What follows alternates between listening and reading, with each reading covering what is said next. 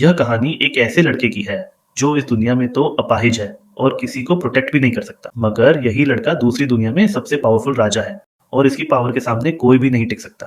तो इस एनिमे तक जरूर देखिएगा। यह एनिमे यूनामी एक लड़के की है जिसने बचपन में ही एक प्लेन क्रैश में अपनी दोनों टांगे और पेरेंट्स को खो दिया था और वह अपने पेरेंट्स का नाम भी नहीं जानता था और इस दुनिया में बिल्कुल अकेला था।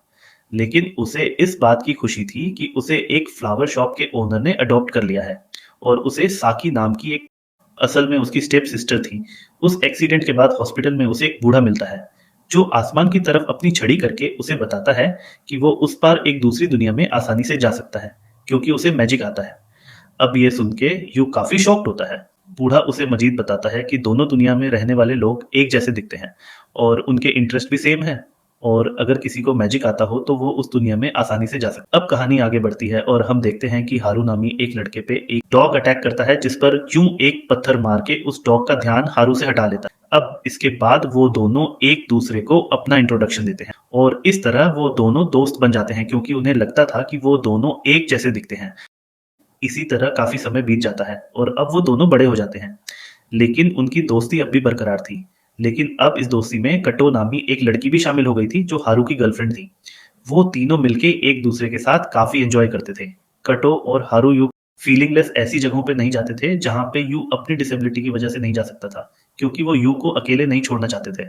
लेकिन यू अंदर ही अंदर कटो को काफी पसंद करता था। लेकिन वो कभी भी अपनी फीलिंगलेस तरह एक दिन जब यू घर पे आराम कर रहा था तो उसे कटो की कॉल आती, जिस पर कटो उसे बताती है कि उसे यू की मदद की जरूरत है क्योंकि कोई उसका पीछा कर रहा है। अब यह सुनकर यू काफी हैरान होता है कि कटना ने अपने बॉयफ्रेंड या पुलिस को कॉल करने के बजाय यू को क्यों कॉल की, जबकि यू तो खुद व्हील चेयर पर था और वो चल भी नहीं सकता था। लेकिन यू के पास इन सभी बातों को सोचने का समय नहीं था, इसलिए वो तुरंत ही कटो की मदद करने के लिए साकी के साथ निकल जाता है। अब वो जैसे ही कटो की दी गई लोकेशन पे पहुंचता है तो तभी वहां पे हारू भी आ जाता है। लेकिन यू देखता है कि उस एसन ने कटो के पेट में चाकू घुसाकर उसे मार दिया है।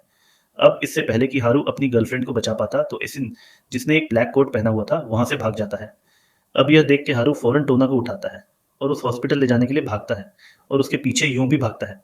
लेकिन तभी एक ट्रक उन दोनों को टक्कर मार देता है और जब उनकी आंख खुलती है तो वो दोनों खुद को एक नई दुनिया में पाते हैं जिसका नाम एवरमोर था। लेकिन अजीब बात यह थी कि उनके साथ कट्टो नहीं थी और तभी यूं कट्टो को ढूंढने के लिए खड़े होकर अचानक से चलने लगता है।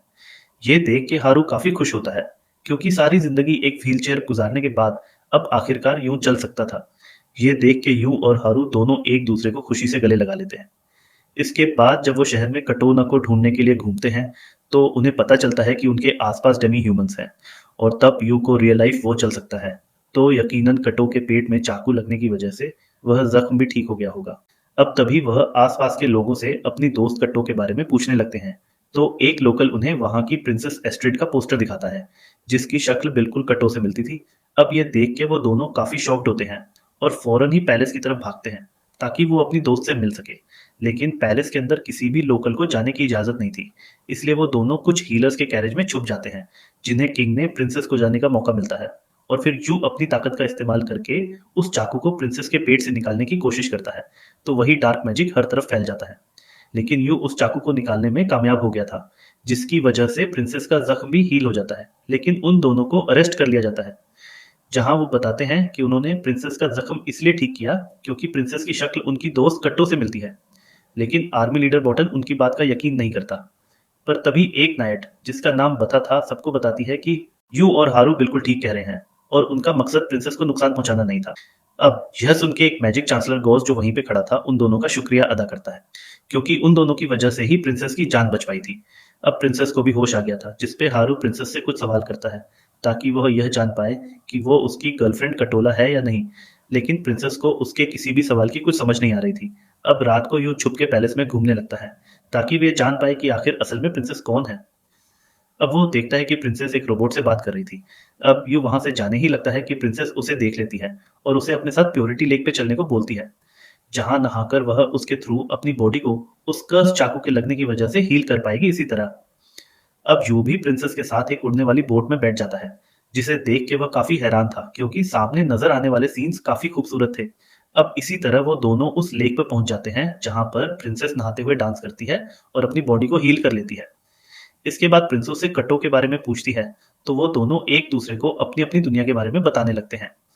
अब अगले दिन यू और हारू को किंग की तरफ से एक फाइट इनविटेशन मिलता है, जिसमें उन्हें अपने अपोनेंट से लड़के उस फाइट को जीतना होगा। दरअसल ये उन दोनों का लॉयलिस्ट था। अब वो दोनों जैसे ही अरीना में दाखिल होते हैं तो काफी सारे अपोनेंट्स उनसे लड़ने के लिए आगे बढ़ते हैं, जिस पर यू अपनी टेक्निक्स का इस्तेमाल करता है और काफी स्पीड से खुद को उनके अटैक से बचाता है। लेकिन हारू ज्यादा अच्छे से नहीं लड़ पा रहा था, इसीलिए यू उसकी मदद करने के लिए आगे बढ़ता है और एक एक करके उन सभी ओपोनेंट्स को हराने लगता है। यह देख के गॉस फाइट को रुकवा देता है और उन दोनों को किंग के सामने पेश किया जाता है। दरअसल वो अपने उस टेस्ट में फेल हो गए थे और सबको लगता था कि वो उस किंगडम के दुश्मन ब्लैक बैनर की तरफ से भेजे गए 2 एसेंस है।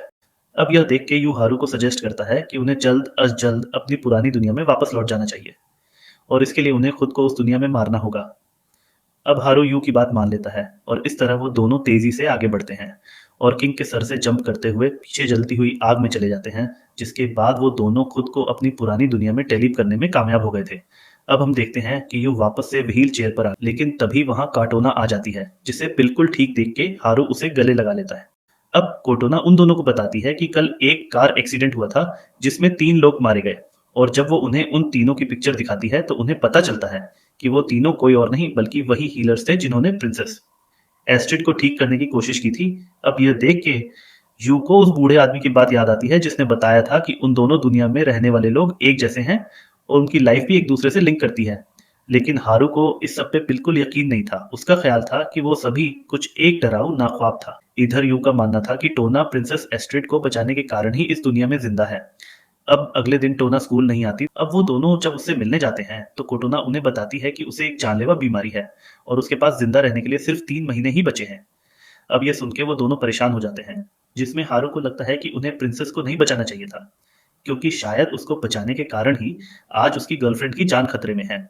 लेकिन यू का कहना था कि प्रिंसेस को बचाने के कारण ही वो कोटोना को बचा पाए। अब हारू यू से कहता है कि उन्हें वापस उस दुनिया में टेलीप होकर प्रिंसेस को मार देना चाहिए, क्योंकि इसी तरह वो कोटोना की जान बचा सकते हैं। लेकिन यू उसकी ये बात नहीं मानता, क्योंकि उसका ख्याल था कि कोटोना और प्रिंसेस दोनों की जान को ही बचाया जा सकता है और इस तरह वो दोनों इस बार उस दूसरी दुनिया में अलग अलग टेलीप होते हैं।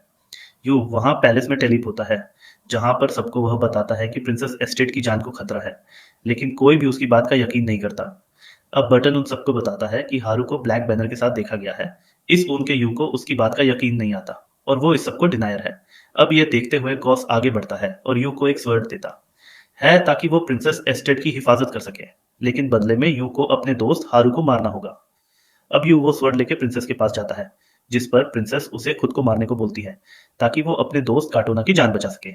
लेकिन यू प्रिंसेस से कहता है कि वह यहाँ किसी की भी जान लेने नहीं आया और वह नहीं जानता कि प्रिंसेस और उसकी दोस्त कटोला की लाइफ्स एक दूसरे से कैसे लिंक करती हैं, लेकिन उन दोनों को ही बचाना चाहता है। अब तभी ब्लैक बैनर और उसकी आर्मी पैलेस में हमला कर देती है, तो यू सोल्जर्स को प्रिंसेस की हिफाजत करने का बोल के